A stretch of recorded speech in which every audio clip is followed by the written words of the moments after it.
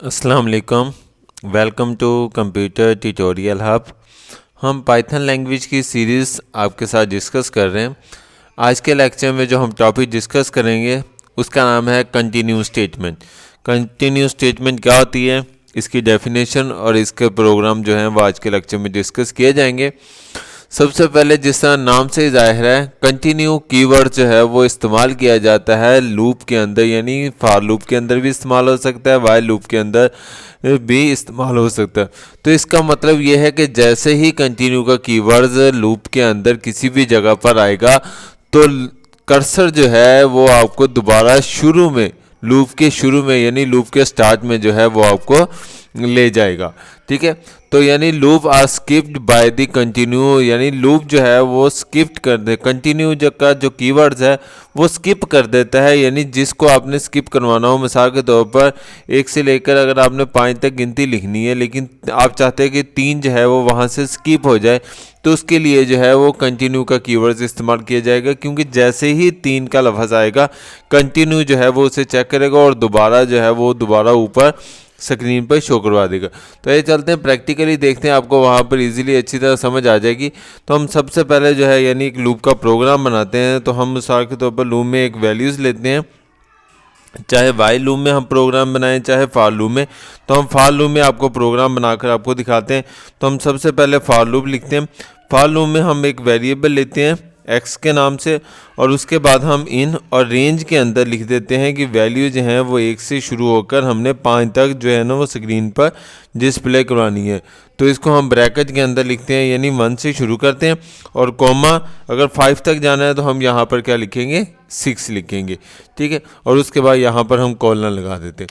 अब हम क्या करते हैं, यहाँ पर कंडीशन लगाते हैं इफ़ की कंडीशन क्यों लगाएंगे, फर्स्ट क्या हमने 4 जो है वो स्किप करना है, तो फिर हम इफ़ की कंडीशन लगाएंगे इफ़ एक्स। ठीक है, एक्स अगर इक्वल टू 4 हो जाएगा, और उसके बाद यहाँ पर कॉलन लगाएंगे, और उसके बाद हम क्या लगाते हैं, अगर x की वैल्यू 4 के बराबर हो जाए, ठीक है, तो यहाँ पर स्पेस है इसको ख़त्म कर देते हैं।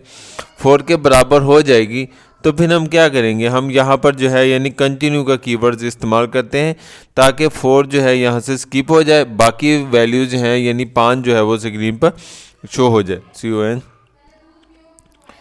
You continue. ठीक है, और उसके बाद हम यहाँ पर प्रिंट एफ के अंदर जो है यानी प्रिंट के अंदर वैल्यू जो है यानी एक्स की यानी जो वैल्यूज़ है वो हम शो करवा देते। ठीक है जी, ये हमने एक्स लिख दिया। अब हम क्या करते हैं, अब देखें इसको रन करते हैं तो उसके बाद देखते हैं आपके सामने क्या रूनमा होती है इसकी आउटपुट, तो फिर वहाँ पर आपको इजीली समझ आ जाएगी। तो ये देखें हमारे पास यहाँ पर क्या चीज़ है, यहाँ पर एरर आ रहा है। हाँ जी, ये इसका अभी शो नहीं हुआ, तो हम इसको इधर वापस बैक पर करते हैं तो यहाँ से जो है आउटपुट जो है वो आपके सामने स्क्रीन पर आ जाएगी।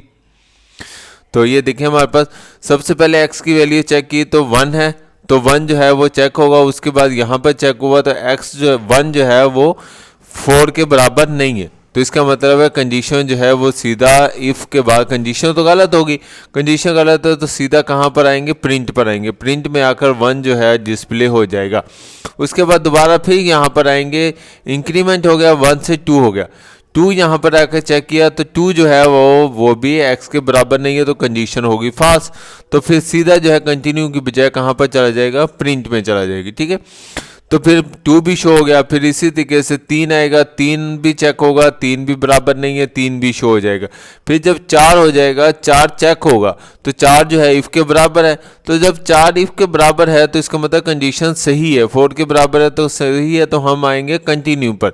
जब कंटिन्यू पर आएंगे तो फिर क्या होगा, कंटिन्यू का मतलब तो यही है ना कि वो आपको दोबारा फिर ऊपर लूप में ले जाएगा।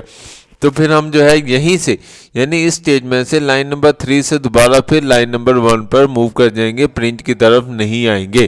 ठीक है जी, तो फिर जो है यानी फिर दोबारा 5 आएगा, 5 चेक होगा, कंडीशन गलत है, तो फिर उसके बाद यहाँ पर प्रिंट में 5 शो हो जाएगा। इस तरह आप कोई भी नंबर जो है वो स्किप करवा सकते हैं। मिसाल के तौर पर आप 4 की बजाय अगर 2 स्किप करवाना चाहते हैं तो यहाँ पर हम 2 लिखते हैं, और उसके बाद जो है इसको रन करते हैं तो आपके सामने यहाँ पर सिर्फ 2 जो है वो स्किप हो जाएगा, बाकी 1, 3, 4 और 5 जो है वो स्क्रीन पर आ जाएगा। तो उम्मीद है आपको समझ आ चुका होगा कि भी कीवर्ड्स का फंक्शन जो है वो किस लिए इस्तेमाल होता है।